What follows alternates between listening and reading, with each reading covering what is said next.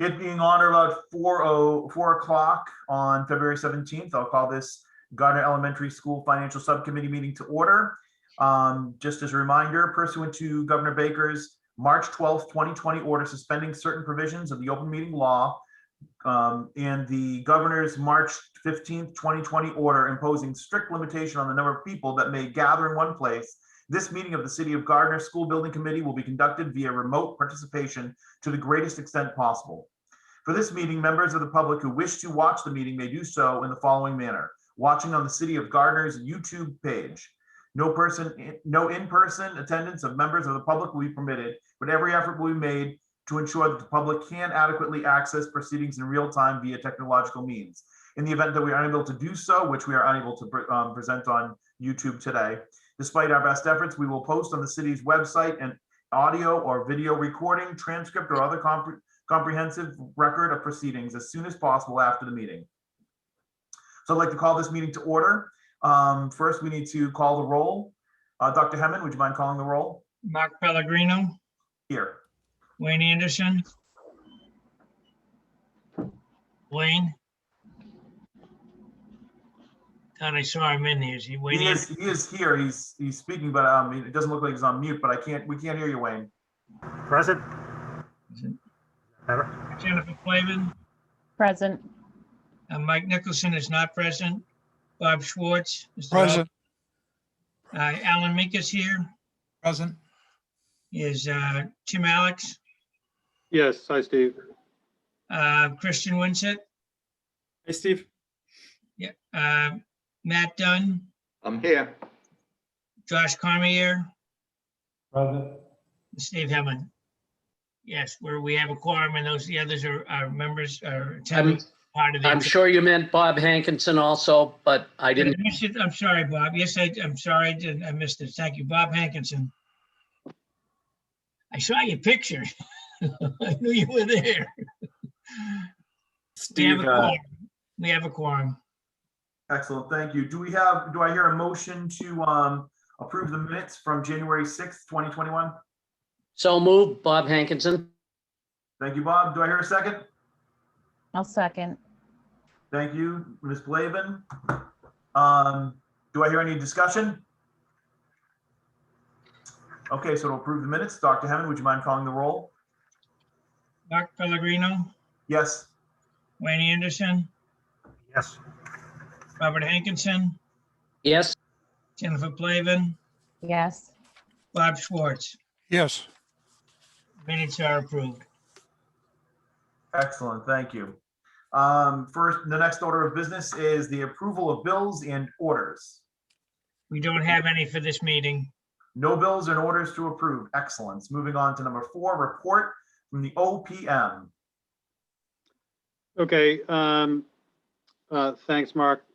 Wanted to go through and review the budget with you guys and just show you how we're going to be tracking things. So I'm going to see if I can share my screen.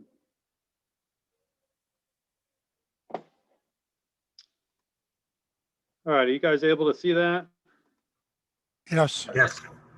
Okay, so this is how the MSBA has a format that they like to see our budgets assembled. And it goes by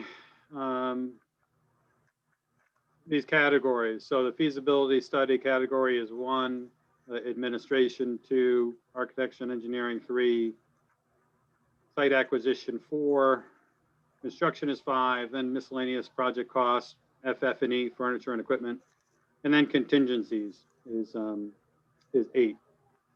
And so we've assembled our budget and listed out here in column A. And if we go down to the bottom, we're at $89.5 million. These are rounded off to thousands. So that's 89.5 million. And then our column B is our transfers. So when we're moving money around between line items within the budget, it would show up in here. And then our column C is our budget with transfers. Then getting into column D, this is what we've been paid to date for that particular line item. So for instance, here in construction, you'll see that we've paid $585.7 thousand. Unpaid is the balance of the contract. Then we have planned but not contracted. And this is really just zeroing out our overall budget amount. And then if we weren't planning on using that, we would have monies ending up in our remaining balance. So if we go up and we take a look at administrative costs, so we have owner's insurance. So we had a budget of $35,000 for builder's risk. The cost of the builder's risk is about $75,000. I don't have the invoice in front of me, but it's up $78,000. So we needed to move some money into this line item so that we would have about $80,000 here. That's what we plan on spending. So we're showing that we're negative 45,000. Our intent is to move 45,000 from other administrative costs, where we had 100,000, we've spent 12,000. We're gonna, if we anticipate another 42,000, it'll get us up to 55. But we want to move that money into that line item to cover the costs of the builder's risk insurance. So we need to do a budget, what's called a budget revision request, and submit that to the MSBA for approval. They review it, approve it, and then we move that money in the MSBA's ProPay system.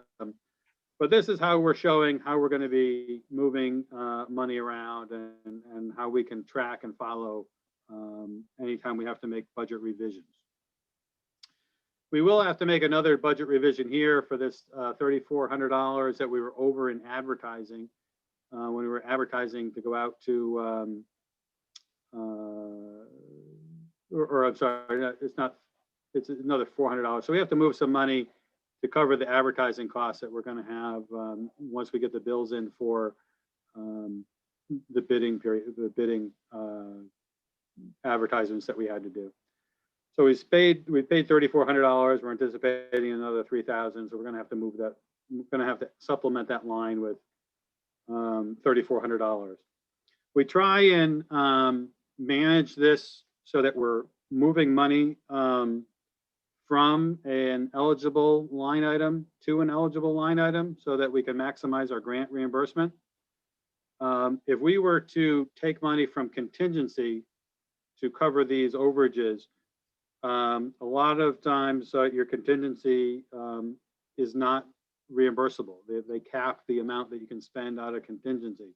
The MSBA does. So we first try and use the money that we have in these line items, and then if need be, we'll go down to the bottom and we'll take money from the owner's project contingency. That's what it's there for, but we try and, again, maximize reimbursement by taking it from up above first. The other item that you'll see is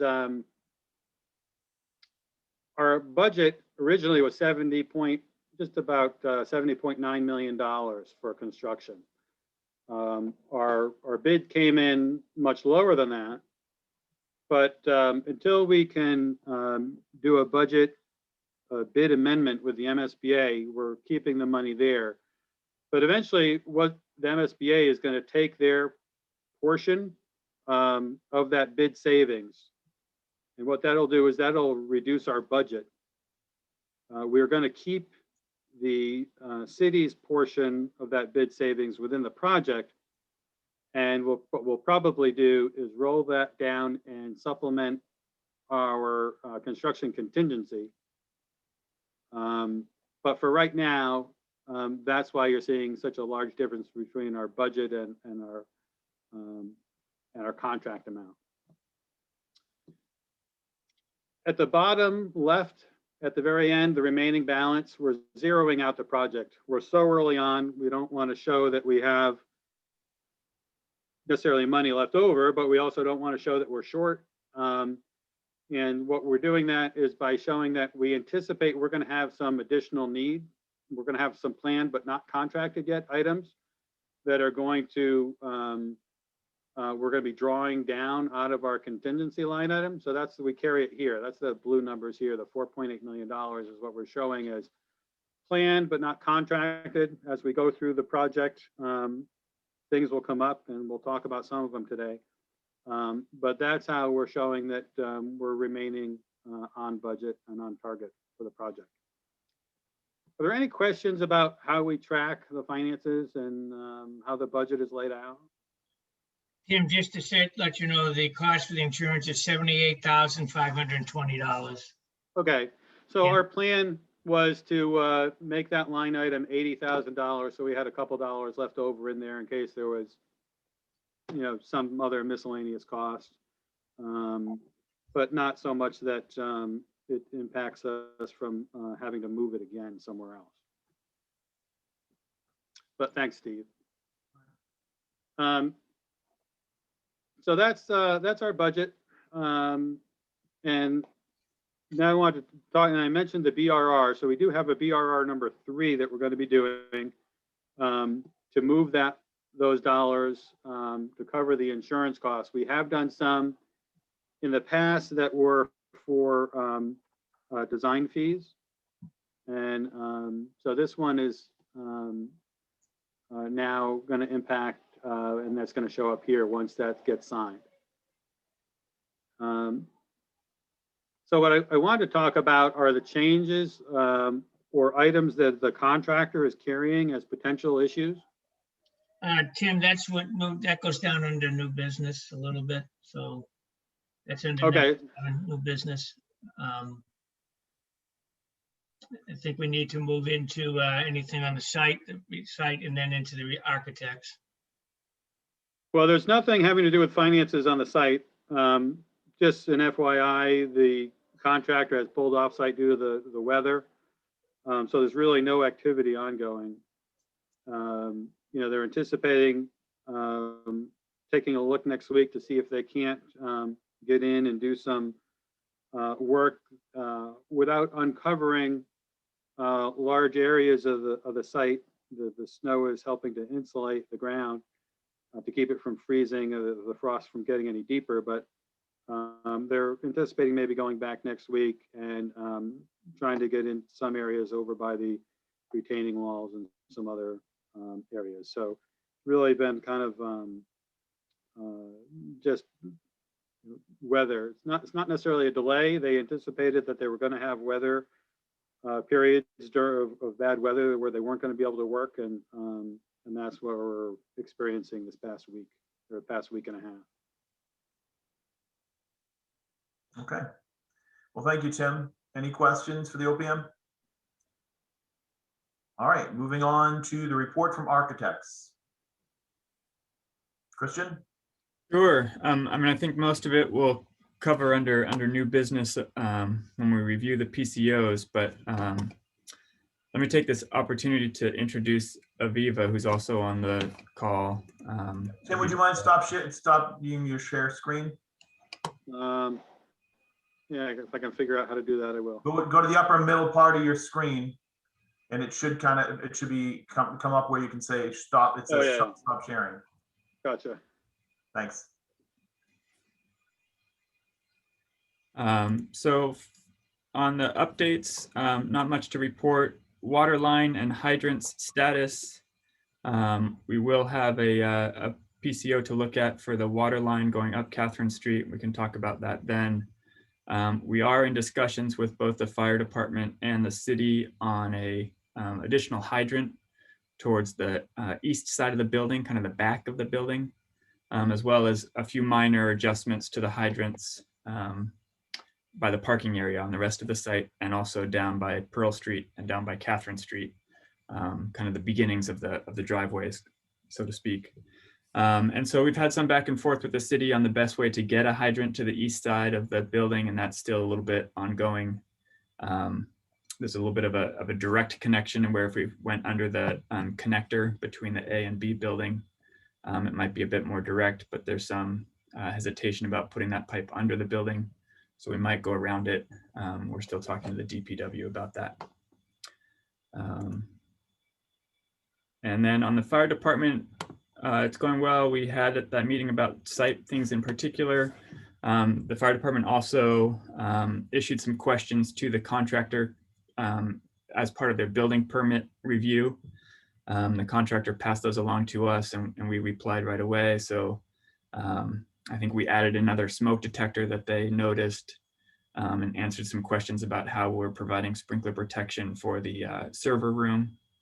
And it's a delayed system so that there's two triggers that have to get kind of both have to go sequentially for that system to go off. So it's safer for server rooms and areas with a lot of computer equipment. I think those were kind of their only questions. So hopefully they'll be approving the building permit soon. Excellent. All right. Thank you, Christian. Any questions for the architects? Okay. Any old business to go over? It looks like none. On to new business. Tim, you're back on. All right, I'm going to share again.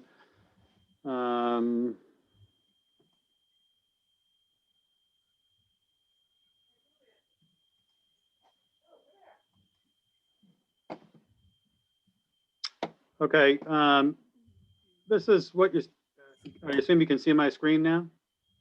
Yes. Okay, so this is a listing of we track issues that come up on the site, whether it's in response to a request for information, a proposal request, or just something that we see along the way. And if we think there might be a cost, we try and track that. So it all ties back to the contingency on the project. We're not just trying to track what's been spent, although that's important. We want to try and anticipate what our exposures are on site. So this is a listing that we've put together of potential costs out there so far. So the number one was a. Can you blow that up a little bit, Steve? I mean, Tim, I'm sorry? can you blow it up a little bit? Sure. Perfect. Okay, so this is adding a fence along the access drive on the west side of the access drive. And the contractor had given us a ballpark price of about $25,000. I just bumped this up to 30 just because we talked today at today's meeting that we maybe want to go with a 6-foot high fence instead of a 42-inch or a 48-inch high fence. But we didn't get a price from the contractor yet, but it was developed because of an RFI that was issued. And so we're tracking it, and we're tracking a cost against it. Not something that we're going to look for a vote today, but just it's out there. We want to make sure we don't lose it. There's also some other ones, credit for eliminating radon venting system. You know, just a placeholder of a credit of $500 in case that was to be an option for us. Down below on number 7, Tim, it says radon pipe chases for $500. Yeah, so it depends upon which way if we can eliminate it, great. If not, we may need to increase the size of the chases in the gym. Okay. For that piping to go up through the roof. So adding a detectable warning strip at the curb cuts, that came up as part of a response to RFI 29. Upgrading the soils at the culverts.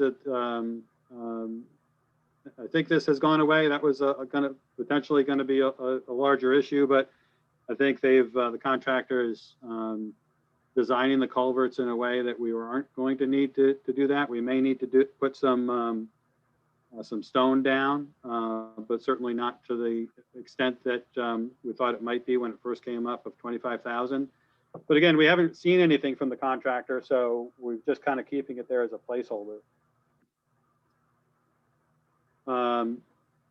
There's some miscellaneous costs about added rain barrel and salvaging some boulders. I think this will go away because part of this is incorporated in other areas. PCO number, I see, I put down PCO number 2 because the contractor has given it a PCO number, even though they haven't submitted a cost. So just a way for us to kind of track it, even though I don't have anything in the PCO column. But the yellow ones are the ones that I really want to talk about. And these are issues that have come up and we've gotten pricing from the contractor, and we're looking to get the recommendation to approve to the full committee to move forward with these.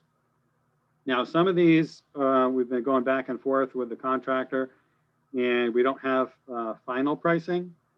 But what I would like to do is get authorization of not to exceed these stated numbers, so that as we negotiate further, hopefully those numbers, we can bring those down a little bit. But rather than calling a special meeting or waiting a month to bring them forward. So this first one is one for an electric room ceiling and damper changes. And there's a cost that's included in this $42.97 for some additional painting, just because ceiling is getting raised 2 feet, so it's 2 feet of additional wall that they have to paint. But we have some other areas in the building where we're lowering ceilings due to pipe coordination and different things. So we want to try and wash those and have this price come down somewhat. Some of the other ones that we're carrying is just some pier designations, whether some piers may have to change, some revised site lighting potentially could come out. A price could come out per an ASI is architectural supplemental instructions. So the design team has provided some additional instructions to the contractor on this ASI number 9. We haven't gotten a price. Hopefully we never do, but in case the contractor feels that there's an additional cost, again, we're carrying it here. The other item in yellow, this has to do with the water line. So this is the one that we've been focusing the most on. So what happened here was that during design, the drawings were showing that the project was going to tie into the existing water line on Catherine Street, just to the east of the northern access road onto the site. However, there is no water line there. It's a little bit further down at the intersection of where the road between the middle school and high school cuts across. So that's where we're going to need to do the tie-in. So it's about, was it 500 feet? Yeah, I believe it was 500 feet Yes. of additional water line. So we've been back and forth with the contractor on this. We still have a couple questions. This was the most recent price that came back. My biggest issue right now is the type of fill and the cost of the fill that they're proposing, that they would need to backfill the trench in that area. But in any event, it's going to be an expensive one. This is not something you like to see, but had this been shown on the drawings, there would have been a cost for it within the bid. So you would have had additional cost of water line within the bid had it been shown to meet the existing conditions. But so that's $180,048. So we're going to look for approval to recommend approval on that one. The next one is something that came up having to do with adding a junction box at the loading dock for potential future trash compactor. If we don't do this, then there'll be some surface mounted raceway and just some unsightly work that would be after the fact, probably be more expensive. So better to do it now in anticipation of a trash compactor in the future. It's just going to be the pathway, the conduit in the box. If it does need to be installed, then there would be a separate cost for wiring and those wiring the circuit. So that's $1,828.73. Christian mentioned the next one, item number 12 here, about some additional fire hydrants and water main work, whether we can go under the connector between the A and B building, or if we have to go around. Again, we have just put a placeholder of $50,000 for that, but that's really going to be dependent upon what the final solution is for that. Tim, are there additional under that fire hydrants for the road going up from Catherine Street, the main road, as well as coming from Pearl Street? Christian, I think there was additional fire hydrants there that weren't planned on. Is that included in that number? Yes, that's anticipated. Yeah. I mean, this number is really just a wag, Steve. It's just to kind of give an order of magnitude that we think it'll be, relatively speaking, an expensive change. But we really don't have a real number yet. But yeah, it is everything that was included in the original PCO or our RFI response to RFI 126. So we talked about having to do hydrant on the access drive coming up from Pearl Street, and then one on the drive coming in from the high school, as well as putting one on the back side, and then some other miscellaneous adjustments and valving and so forth.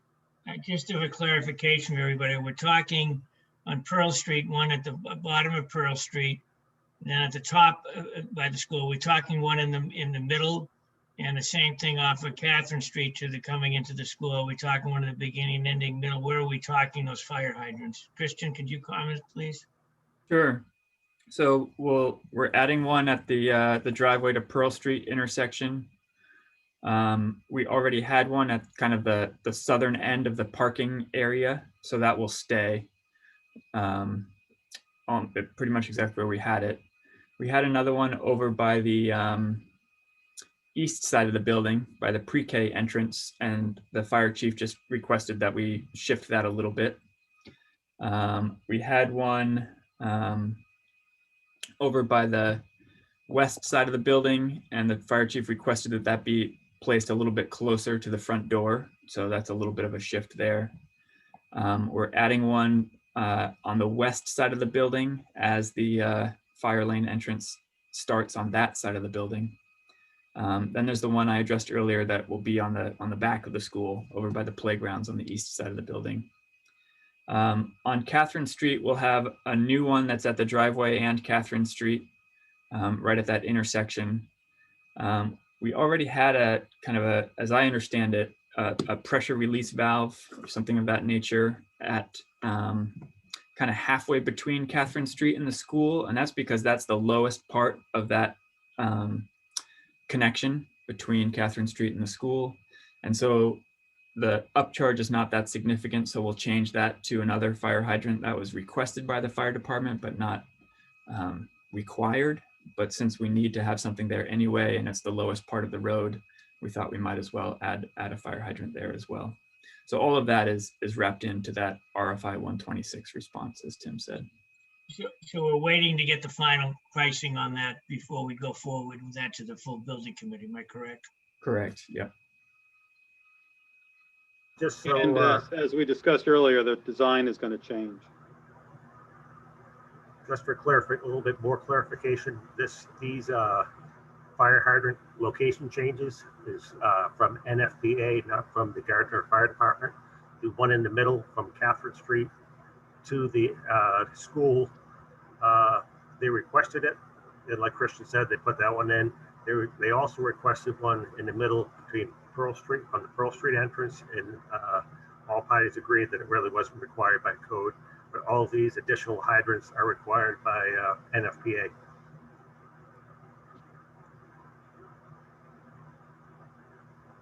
Thank you. Any other questions on the fire hydrant issue? Okay, I'll move on. So there's some roof drains in the gym that there's just been some rework, redesign. And again, that would be, we received a cost of $4,744. We're holding or carrying a price for $3,000 for some radiant panel changes. We did get a a change order proposal for $46,630 based on some questions and it went back and forth. We are not recommending approval. We plan on rejecting that. This really had to do with just securing how the guardrails were going to be secured.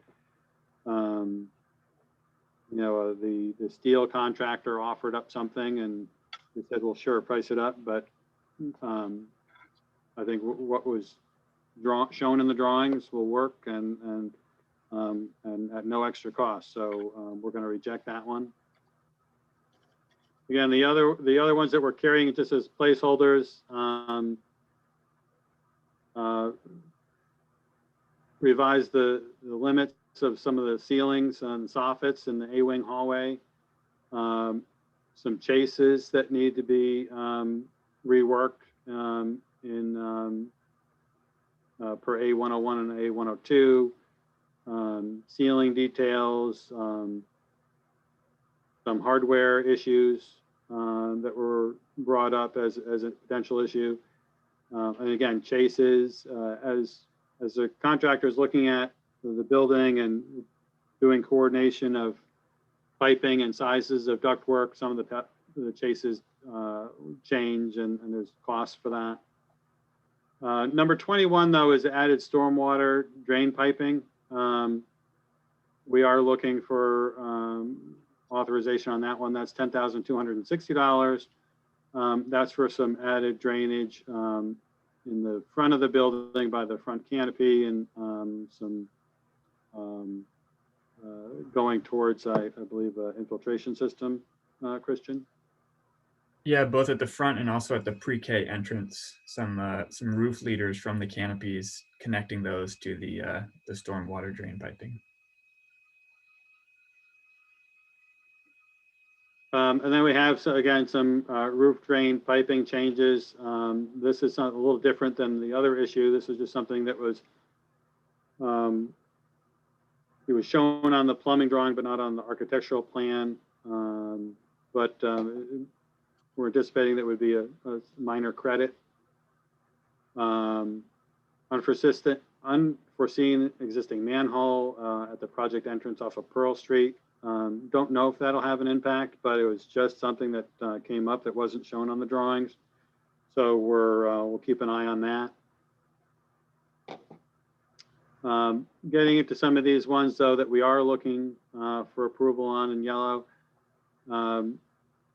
The freezer for the kitchen area has to, the plans didn't show that there's a column there right against the back wall. And so to manipulate the freezer so that it goes around that column, there would be a cost for that. We think that the price that was provided, the $6,900 was an error and is too high and the contractor is going back to look at it. But again, we would like to get approval at least on a not to exceed basis so that we can at least move forward with that when the price does come in. There were some changes to the A-wing roof, pretty relatively minor, $1,613. Anchor bolt changes, $1,143. The next one, open rock above allowance. So this one had to do with, as they're doing their excavation, large amounts of rock or large rocks that come out, large boulders. And there was a certain allowance that was included in the project design, and they've now exceeded that. And one of the reasons you do it this way is that you don't know if you're going to encounter that. So you don't want to have a contractor include too much of a cost within their bid. You'd rather pay as they go. So this is we put number 1 here because we expect that we'll have more, but we have, they've submitted a cost of $25,016. But we think they formatted their pricing wrong as far as their markup, overhead, and profit. So we'll want to go back to them, but we'd at least like to get approval. So when they correct that, we can process it as a change. but for right now, it's $25,016. Number 30 here, add a transfer beam at the 3rd floor A-wing. Had to do with just how the steel was detailed. And as the steel supplier, manufacturer was going through their shop drawing process, it became apparent that a change needed to be made. And the cost for that is $3,307. And the balance of these are just, again, different items that we were carrying potential costs for: revising the parking and fire lane layout with a guardrail. $6,000 we were carrying, extending a cable tray in one of the corridors, extending the cable tray in another couple other corridors, extending a soffit in room A302, beam versus riser in B-wing. It has really a coordination issue, but potentially could have a cost. Some comments from the Gardner Fire Department that may end up having some cost. So we carried a small amount for that. Enlarged columns, enclosures, a small cost for that, relating to RFI 87. Deleting the galvanized metal deck and adding painting. Whether there's a cost or not, we're not really sure, but where the deck is exposed, it's painted. If its contractor has galvanized deck in-house and they'd rather use that, that's fine, even if it's not exterior. Just if there's a cost for modifying things so that we can paint where it is exposed, that's why we're carrying at $5,000. And then changes to the catwalk, modifications to radiant panels, increased size of the retaining wall footing. That was a response to an RFI that just came back. The footing is going to have to be increased and some additional reinforcement. So we just put a placeholder in at $7,500 for that. So everything that we have on our list, and again, these aren't necessarily real numbers, but we had about $471,000. Of that, we'd like to get recommendation for approval on just under $240,000, which represents the items that were highlighted in yellow. Now, all of these items would come from the contingency. And if you'll recall, we had 3.5 million in our construction contingency. So this isn't an insignificant amount, and it's early in the project, but this is when we tend to see a lot of expenses when you're getting up out of the ground, when you're working with some of the large trades such as steel erectors and steel fabrication. But this is how we would like to kind of bring these items to you each month. Well, thanks, Tim. Do I hear a motion to approve the highlighted items totaling $239,162.22? And this motion is to send this forward to the full building committee for approval next Wednesday. That would be a not to exceed cost. Yes. That's the recommendation, yes.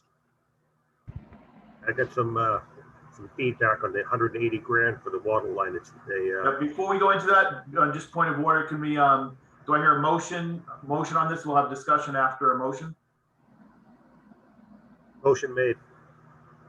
Thank you. Do I hear a second? I'll second that. Thank you. Discussion. Wayne. The $180,000, I got some feedback from the DPW director this afternoon. He said that number seems really high. I know there's some big debate about fill, so I really don't know what's driving that cost. So that was just a comment I'd like to make. Noted. Any Yeah, other questions? Yes, go ahead. Yes, Jennifer.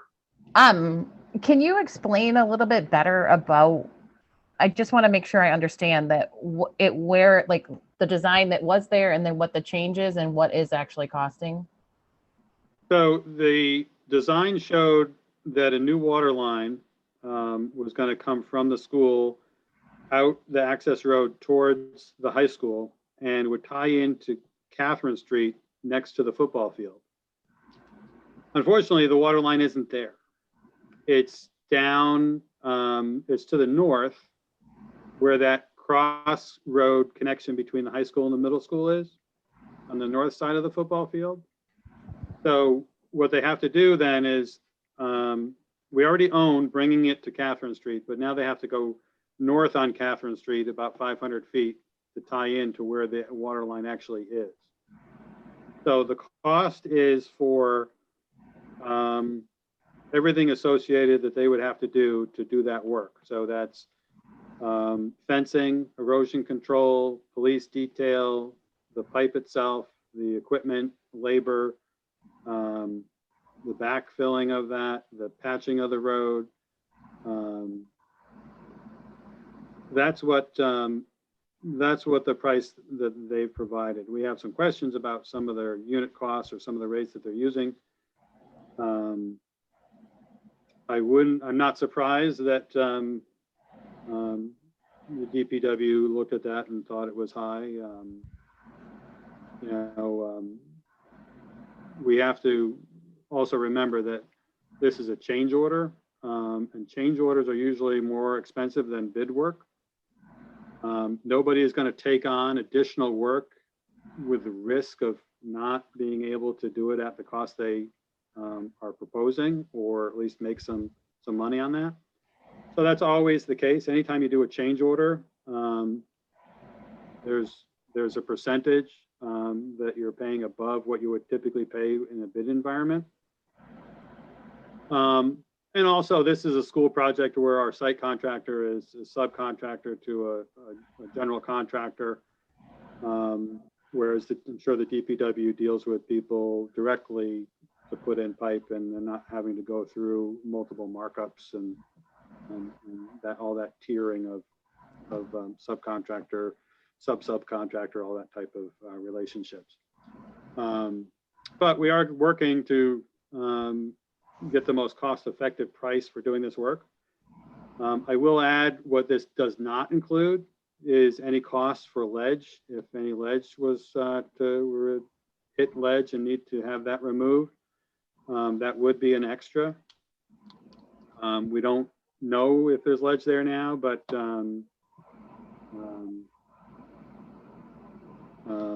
that is not included in the cost. So Tim, can I just ask, so how did, I just out of curiosity, like, how did this happen? So was there a drawing that was misrepresented, or like, why did we think the connection was in a different spot? Yeah, I can tackle that one, Superintendent. I mean, I think, yes, that the civil engineers had a drawing that showed a water line going up Catherine Street. The set that they sent to DPW for review showed the connection as it was in the bid documents. You know, it's of course DPW should not have caught that, but they didn't. You know, I'm certainly not pointing fingers or anything, but our plumbing engineer, when they had done their calculations for the water pressure for the fire suppression system, had noticed that it was to the north. And so it was just a miscommunication between those two. And so I can pull up the PCO if that's helpful, Jim, but yeah, it showed it right as the driveway hits Catherine. That's where we originally thinking we could tee in, but now we in fact have to go kind of up around that bend to the north side of the football field. Okay. Yeah, can you show us that? Sure. Tim, do you mind if I share screen? Yeah, I may have that You might too. have it too. Basically, what they're calling Catherine Street, Jen, is the road to the middle school, right behind Watkins. And Oh, okay, that's, I think, to be frank, that might have been part of the confusion, is that there is a bit of confusion on what to call that street. On many plans, it is labeled as Catherine Street. On some, it's just called Middle School Road. And so, yes. yeah, I just want to see it because it can't picture it in my head. So Yeah. So let me pull up, and I only have my laptop with me, so I'm. They brought a water main down from the high school by the kitchen, down the access road and up to the middle school during the middle school project. Is the way it runs. So, can you guys see my screen okay? Yes. yeah, So, let me go. This is where we originally showed it teeing in, right here. And in fact, it needs to come up. And so we already have a trench heading this way for our fiber optic line. But the water line, of course, needs to stay a pretty significant distance away from that fiber optic line. So they can't like put it in the exact same trench. But, you know, we were already disrupting things heading this way, but now the water line is connecting up here. Here's the football field over here on the left. And the existing water line, you know, from my memory basically comes from the middle school this way. It does kind of a 45-degree angle here and heads out this way towards the high school. Correct. Is that correct, Wayne? Or I've got that pretty close. all right, yeah, that makes more sense. According to the test pits that were done during the middle school construction along the roadway, there doesn't appear to be any ledge. But when you get to the scoreboard, we have what they call 3 feet of refusal. That means the ledge is at 3 feet. So hopefully it dives really quick. So we don't hit ledge in that area.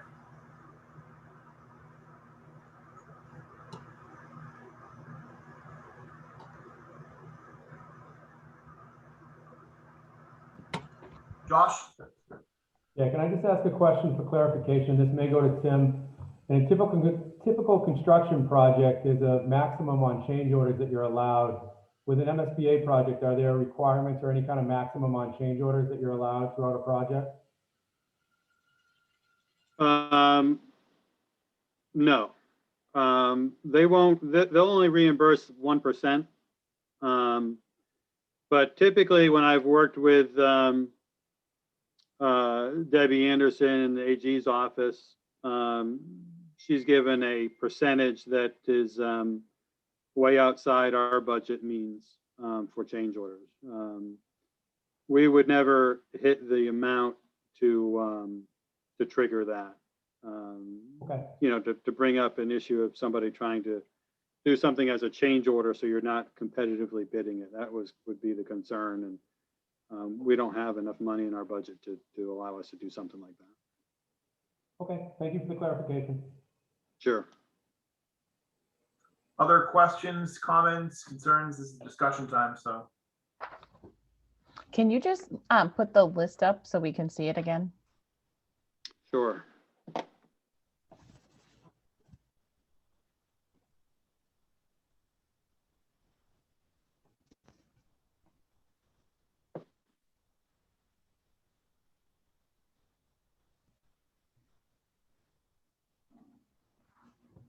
We get that email to us at some point, Tim? Yeah, I assumed that this would be part of the meeting minutes that would go forward. But just for 180 of this 240 is for one item. And so then you really have about $60,000 that make up the balance. I make a recommendation. I would like to add the fire hydrants. It's not a question of if, yeah, we're going to have to add those fire hydrants. So I would suggest adding that line item to the bottom number. I don't know what the rest of the people think. And you're So right suggesting, now I was carrying 50,000. I don't know if you think that's a, to put it in as, hey, if the number comes in 50 or below and we feel it's a good number to move forward with it, or if it comes in higher than that, then we circle back to the group. Is that what you're thinking, Wayne? Or change the number? The only wild card that we have is the water line going behind the building. And then there's been some suggestions about changing the trench and stuff like that. So I think the 50 should be a good number, but I really don't know. They're saying, and I get that change request, that's where you make your money. and it's getting hit by multiple, overhead and profits. I get that. So that's the only thing that scares me, that you get a 180 number, which is probably a little bit high, but it's probably legitimate. So is the 50 grand going to be enough? I mean, I think it should be. I mean, I don't know what the unit cost per fire hydrant is. Well, typically, if we're just adding a fire hydrant, we put in about $3,500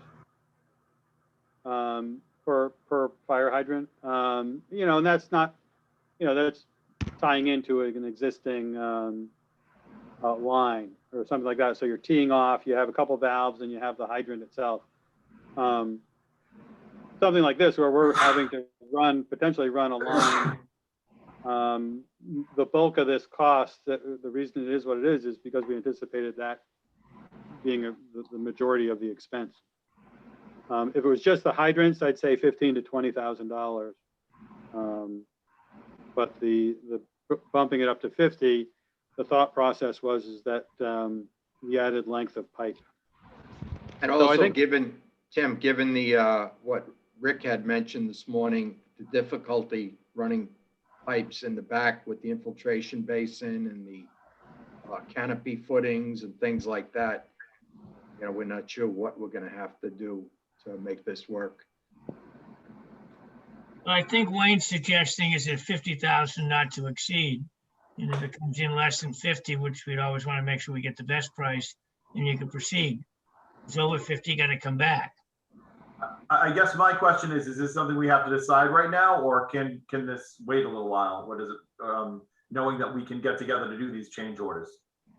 The only concern I have is the work starting going towards from the new elementary school to Catherine Street is that starts in mid-April, I believe.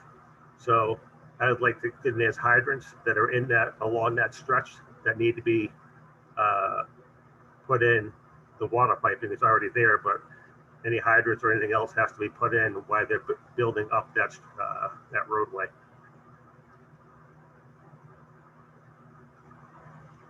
Okay, do I hear an amendment to the motion?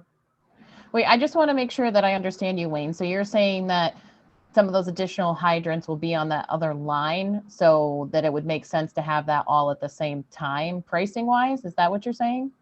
Yes, just for schedule wise, because that will come into play. I believe, and correct me if I'm wrong, Tim and Matt, that work, and that was the main reason for pushing this, was the road to Catherine Street was going to start, I think, at the beginning of May, was to get all this pricing done, approved, so we don't hold them up. They can, when they start constructing that road, one of the high point on the road is like 22 feet high.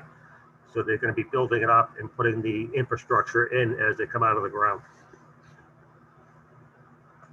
Yeah, I think you're right, Wayne, on timing. Okay, so who made the motion, and whoever made the motion, would you be willing to amend the motion to include the additional fire hydrants and water main line to increase the amount that we're suggesting, that we're putting forward to the full committee to $289,162.22? Who made the motion? I'd recommend an even 290 and amend the motion that I originally made.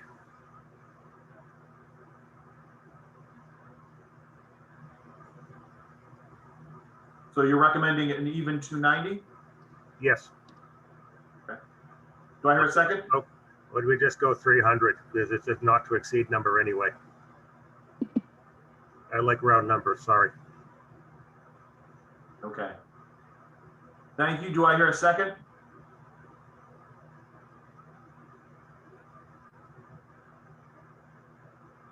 I'll second. Thank you, Mr. Schwartz. Any discussion? Okay, so let's put the matter to a vote. Dr. Hammond, would you mind reading the roll? Mark Pellegrino, Yes. Wayne Anderson, Yes. Robert Hankinson, Yes. Jennifer Plavin, Yes. Bob Schwartz. Yes. So that's a motion to move forward. We'll have that list for the committee of the, not to exceed 300,000 for those items indicated.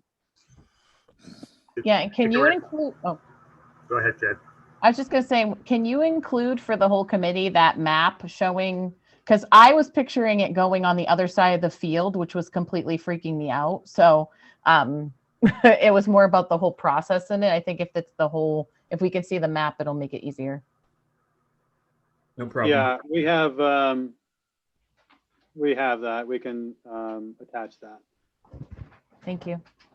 Excellent. I'm glad to see the change order for the trash compactor too, because nothing makes a new building look terrible other than overflowing trash. So I think that's a good move to prepare for the future. Well, the only thing we forgot about, we have trash, but we don't have recycling. That was my 2 a.m. Oh no, a couple of days ago. I don't think we have any a spot for recycling, a recycling dumpster, but that's not for this not for this committee yet. And the other thing I'd like to recommend, if we could just do the hydrants that are coming off existing water lines, show that as whatever the number is. I can't calculate that in my head right now. And then it's the big wild card is the one out back. That's included in that 50,000 out back, looking at that cost, I believe. Yeah. So it'll be basically say 3,500 times, what is it, like 5 that come off of water lines, if I'm not mistaken. We can show the detail of the PCO, but I think how the process is working with the contractor, they will wrap all of that work into one proposed change order number. But Yeah, we that's can fine. show you the breakdown of how the, the additional hydrants off of existing lines versus the new line comes out. Yeah, we could even just use the $3,500 number and get close enough to it out of the permanent, the total number. Mr. Chairman, the next thing on the agenda is that project funding agreement number 3, which is the insurance. Everybody's seen it'll be on the agenda for next week for the committee to approve, so that you, Mr. Chairman, and the mayor will sign that to go to MSBA. And the last thing is on the traffic sign, and I believe Mr. Schwartz, you had mentioned that in an email to the superintendent. I got a copy of it. What were you talking about on that? If that's okay, Mr. Chairman, we move to that. Yes. My thoughts were that there's still a lot of traffic there, and if they're coming from the northeast, they're not obeying the speed limit. And once in a while, a truck is either coming out of the roadway, a large construction truck, or going in. And was thinking that in addition to the speed limit signs, if we put a construction site signs for both directions of the road, would provide additional warning of taking heed and watching a person's speed, big enough to see. That's my only thought. I don't think what is there is just enough to warn people to reduce their speed. And in fact, I'll admit I kind of blow by that road quite a bit too. Shame on me. But that construction's going to be there for well over a year, probably almost 2 years. And we just need to warn people that there are activity around that corner that they need to watch for. That's the only reason. The other thing would be to make a proposal to the traffic commission and see what they say. You can have the DPW sign department add signs for easily enough. So that's my only thought. If nobody else agrees, what about Steve? What's your thoughts, Steve? Not Hammond. Rockwood. Yeah. Yeah, hi, Bob. I started 22 months ago saying that that was going to be a dangerous intersection all along. I know you So did. anything that goes up that's going to slow that traffic down is an improvement, provided I don't have flashing lights in my house all day and night. Oh, I'm not asking for flashing lights. I'm just looking for a yellow sign. I would be fine with that, and it would certainly help. Maybe we can get the contractor to provide, they have those orange temporary signs that they put out on stanchions.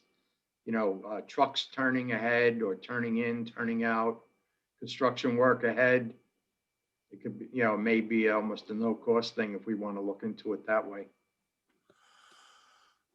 Well, let's I try also that. I serve on the traffic commission. I can bring it up and bring it to the police department's attention for the next meeting. I don't know when that's scheduled yet, but just to follow up, there is a radar sign there for traffic that you see. It's right about the state, right where the entrance is. So, but I'll bring it up.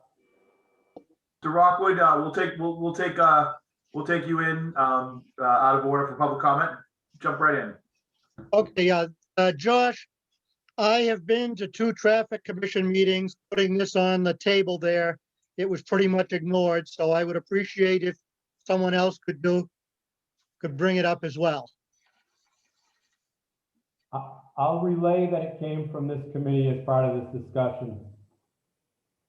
Okay, thank you. I would just like to say from past history that if it's brought up to the traffic commission, it'll circle back to the contractor and they will ask the contractor to put signs up. So we might as well start there. Okay. You've been there, done that, got the t-shirt, so you know. Can only help the situation. Yep, We're gonna ask the contractor first, or what are we gonna do? Why not? sure. They may Alright. have them. Royce may have, you know, a whole bunch of them left over from other projects. Mr. Chairman, could I suggest that Mr. Dunn do that contact if you don't mind, or if that's appropriate, Tim or Alan, whoever, to contact him? I'll contact them. Thank you, Mr. Dunn. Excellent. Any other new business? Nope. Okay, other business to come before the subcommittee? Any additional public comment, Mr. Rockwood? No comment today, thank you. Excellent. Can we set a next meeting date? We would probably be March 3rd. 3rd or the 10th, I'm not sure yet. Because we pushed everything 2 weeks because of the timing here. So maybe we might want to go the 10th or something like that. Let me check with you, Mr. Chairman, and with the OPM and see when do we really need to have the next meeting. Okay. I'm not sure if we have enough to have the meeting in 2 weeks. Tim, do you know, would we need another meeting, or we'd want to stay with the first and third in March, first and third Wednesdays? Would you want to stay with that? I think so. Okay, so the next meeting would be the 3rd for this committee, and then the 17th for the full committee in March. Excellent. All right, no need for executive session, I believe. And we can actually adjourn. We just need to take a vote, and this does not have to be a roll call vote. So all in favor of adjournment? Aye. Opposed? Ayes have it. Have a great one, folks. You too. Close All enough, right, right, Bob? Good night. Thanks, everybody. Bye.